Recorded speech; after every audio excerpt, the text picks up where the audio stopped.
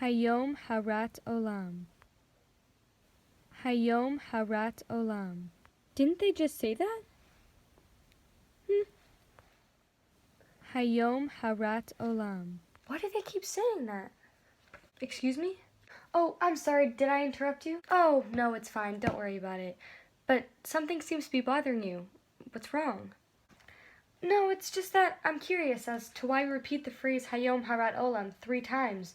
It just seems kind of repetitive to me. Ah, good question. Here, let me explain.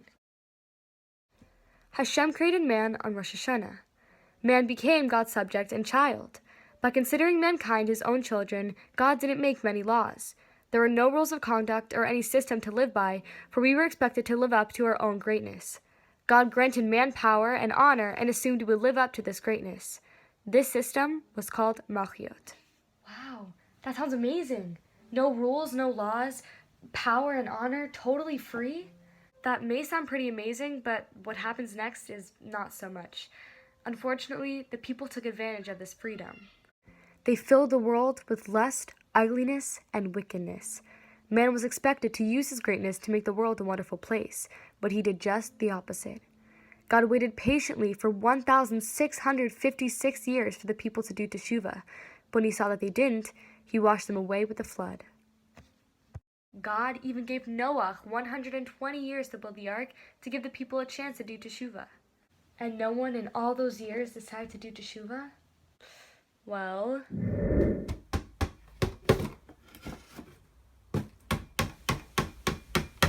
Noah, what are you doing?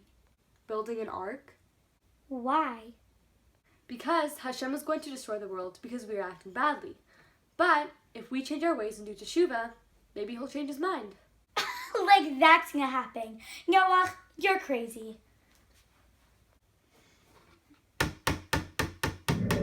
Yikes. So Hashem really did decide to destroy the world. Except for Noah and his family, of course. Yep. Well then, what happened next? Hashem created a new system called Zichronot. Hashem decided that man needed rules along with reward and punishment. In this way, people would be more aware of God's supervision over the world. We were now responsible and accountable to Hashem for our actions. Hashem also shortened man's lifespan and lessens man's power, so that even if he tried corrupting the world, it would only last for a short while. That doesn't sound bad to me. What seems to be the problem this time? The world still couldn't measure up to the systems of Malchut and Zichronot. Even though they knew they'd be called upon for their deeds by Hashem, this didn't stop them from doing wrong. Man's new philosophy for life was eat, drink, and be merry, for tomorrow we die. Because of this, Hashem was going to destroy the world a second time. Well, why didn't he? What did he do instead? The world was going to be destroyed, but was saved by the Jewish people. By accepting the Torah, the Jewish people saved the world from total destruction and chaos. When they accepted the Torah, the world was reborn, renewed, and revived. This was another chance for mankind to live up to B'Tselem Elohim, the image of God.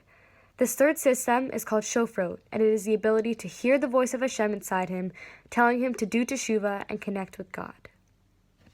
Well, thank you so much for sharing all of this with me. I've definitely learned a lot.